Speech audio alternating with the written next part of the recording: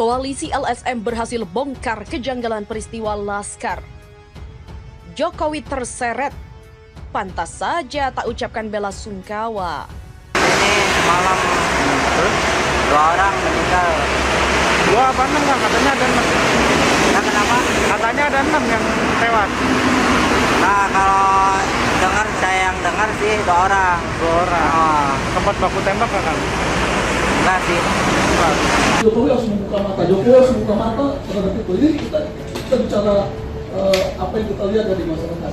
Ketika ada orang dibantai, sampai sekarang kasusnya nggak jelas. Dan sampai sekarang tidak ada kelanjutan proses hukumnya. Ya kan, kalau kemudian tim Jokowi mengatakan sudah ada penegakan proses hukum apa? Keenam orang yang diduga Laskar Khusus FPI dan ditembak mati tersebut bukanlah anggota teroris. Mereka bukanlah anggota teroris. Sehingga tim penyidik Polda Metro Jaya harus melumpuhkan terlebih dulu, bukan ditembak mati di tempat. Jadi doktrin kepolisian, karena dia adalah perlindung dan pengayom masyarakat, selain keamanan dan ketertiban masyarakat serta penegakan hukum, ya kalau melepaskan tembakan, ya pertama tembakan peringatan dulu.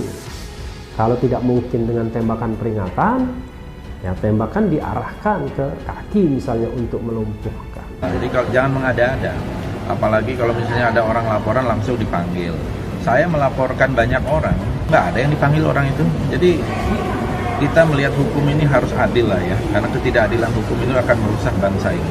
Ini kan menunjukkan ketidakprofesionalan, kan sangat jelas, apalagi namanya kalau bukan tidak profesional.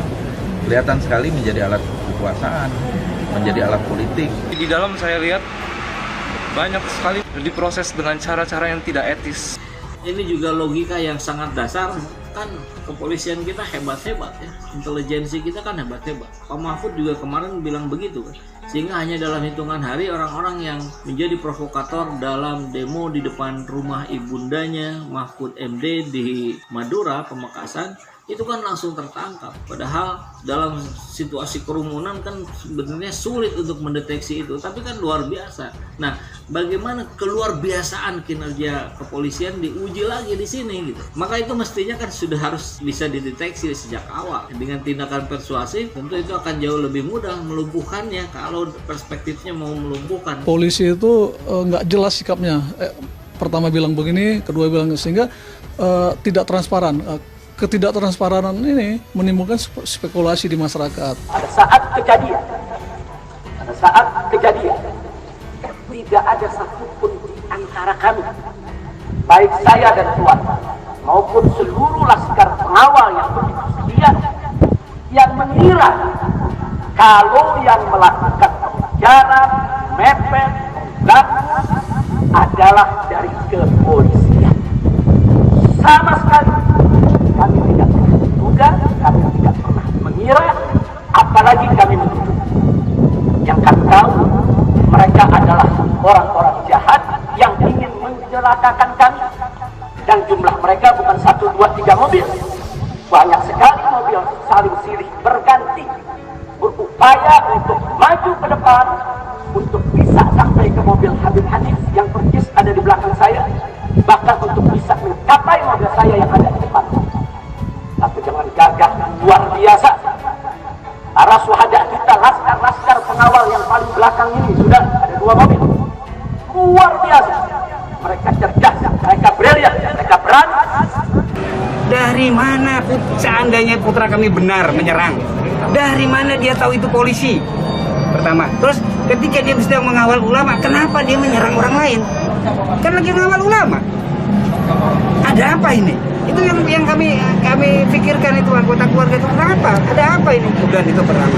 Yang kedua lagi, lah tiba-tiba di sana ada polisi lagi ngapain? Tiba-tiba ngebunuh putra-putra kami. Lah lagi ngapain di sana? Misalnya nyerang. Ini media tadi katakan nyerang lah. Nyerang siapa? Nyerang polisi. Lah kenapa diserang? Tiba-tiba nyerang? Nggak ada dasar, nggak ada alasan. Seorang askar tiba-tiba nyerang orang lain. Jadi itu tidak tahu polisi lain sebagainya. Dan terus pertanyaan, polisi mana? Polisi Mabes, polisi Polda. Itu kan di Karawang. Polisi Mabes, polisi Polda ngapain di situ? nguntit Habib Rizik, ngintilin Habib Rizik. Kalau ngintilin Habib Rizik, nguntit Habib Rizik tersangka bukan. Aturan mana? Bisa mereka menguntit, mengintilin, menginteli. Aturan mana itu? Mau bikin aturan sendiri? Ini negara berdasarkan konstitusi. Saya katakan berdasarkan konstitusi, kesepakatan kita bersama. Lalu kenapa kalian bikin aturan sendiri? Bubarkan saja negara ini.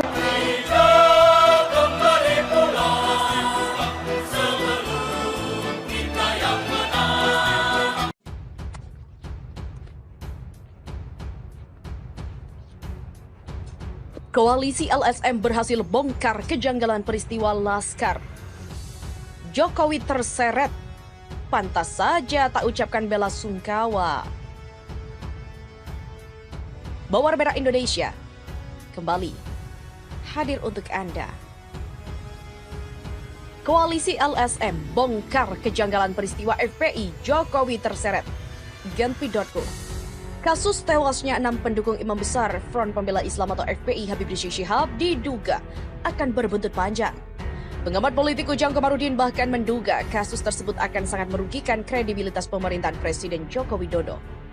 Karena kita tahu, kalau polisi itu di bawah kendali langsung Presiden, kata Ujang kepada Genpi.co. Menurut pengajar di Universitas Al-Azhar Indonesia itu, Presiden perlu memberi perintah ke bawahannya untuk menangani kasus yang terjadi secara profesional dan transparan. Direktur Eksekutif Indonesia Political Review itu menilai nama baik pemerintah dipertaruhkan dalam hal ini. Seandainya pemerintah salah mengambil langkah, kepercayaan masyarakat bisa runtuh. Namun, jika ditangani dengan baik, maka kepercayaan publik pada pemerintah Jokowi akan meningkat. Jika Presiden mengusut tuntas kasus tersebut dengan benar dan adil, lalu menghukum yang salah, maka publik akan makin percaya pada Jokowi. Sementara itu, kejanggalan peristiwa tersebut dibongkar koalisi LSM yang terdiri dari YLBHI, LBH Jakarta, ICJR hingga Amnesty International Indonesia.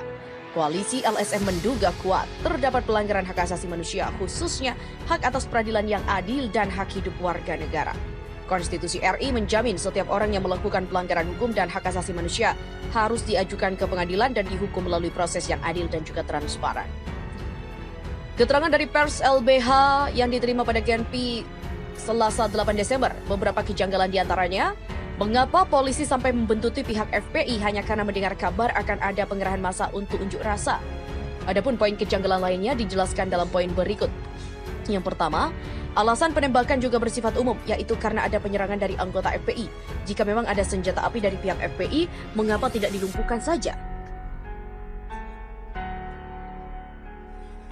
Jika memang terjadi dugaan memiliki senjata api dan tidak memiliki izin, tentunya ini merupakan pelanggaran hukum dan harus diusut tuntas pula.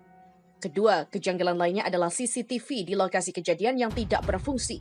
Tentang kronologi kejadian juga saling bertolak belakang antara FPI dan kepolisian. Ketiga, koalisi menegaskan bahwa penggunaan dengan senjata api oleh kepolisian harusnya hanya merupakan upaya terakhir yang sifatnya untuk melumpuhkan dan hanya dapat dilakukan oleh anggota Polri ketika ia tidak memiliki alternatif lain. Keempat adalah tindakan aparat kepolisian yang menggunakan senjata api secara sewenang-wenang merupakan sebuah pelanggaran HAM dan pelanggaran hukum secara pidana yang serius. Kelima, koalisi khawatir tindakan brutal seperti ini tidak mendapatkan sanksi. Selama ini hampir tidak ada penegakan hukum yang sungguh-sungguh terhadap tindakan unlawful killing maupun extrajudicial killing yang diduga kuat oleh aparat. Keenam, adapun upaya penembakan yang ditujukan untuk melumpuhkan pelaku memang diperbolehkan dalam keadaan tertentu. Perkap nomor 1 tahun 2009 secara tegas dan rinci telah menjabarkan dalam situasi seperti apa upaya penembakan dapat dilakukan dan prinsip-prinsip dasar apa yang harus selalu dipegang teguh oleh aparat kepolisian. Dengan berkaca pada ketentuan sebagaimana di atas, koalisi masyarakat sipil meminta penyelidikan yang serius, transparan, dan akuntabel terhadap penembakan yang dilakukan oleh aparat kepolisian yang menyebabkan 6 orang meninggal dunia. Setelah insiden penembakan Laskar FPI, Rocky Gerung dihubungi oleh banyak LSM. Ada apa? Pasca insiden penyerangan dan penembakan yang terjadi di Tol Jakarta Cikampek kilometer 50 pada Senin 7 Desember 2020 dini hari menewaskan 6 anggota Laskar FPI, Rocky Gerung dihubungi oleh banyak LSM. Dikutip pikiran rakyat Cirebon.com dalam kanal YouTube Rocky Gerung Official yang tayang pada Rabu 9 Desember, Rocky mengungkapkan bahwa dirinya dihubungi oleh banyak LSM yang marah atas insiden penembakan itu. Menurutnya, para LSM yang bergerak di bidang hak asasi manusia marah lantaran insiden ini merupakan pelanggaran HAM yang serius. Saya dihubungi oleh banyak LSM, mereka marah besar karena cita-cita reformasi. Cita-cita penegakan hukum dan hak asasi manusia diabaikan oleh negara. Rocky Gerung menyebut para LSM bersama rakyat di Indonesia merasa tercoreng HAM-nya dan merasa diabaikan oleh negara. Mereka merasa demikian karena hingga saat ini negara masih belum memberikan respon yang serius atas insiden penembakan itu. Menurut Rocky Gerung, jika saja setelah kejadian tersebut pemerintah langsung menanggapi dan memberikan respon, mungkin saja rakyat tidak begitu marah atas dan juga terabaikan. Menurut Rocky, saat ini masyarakat ada dalam kecemasan karena menunggu kepastian dan kejelasan dari pemerintah. Maka seharusnya pemerintah segera tampil dan memberikan klarifikasi soal konteks dari insiden yang terjadi di tol kilometer 50 tersebut. Intinya adalah teksnya sudah jelas terjadi penembakan, konteksnya masih belum jelas kenapa ada penembakan dan penguntitan dan semacam nanah, itulah yang mesti diklarifikasi oleh pemerintah. Demikian dikatakan Rocky Gerung.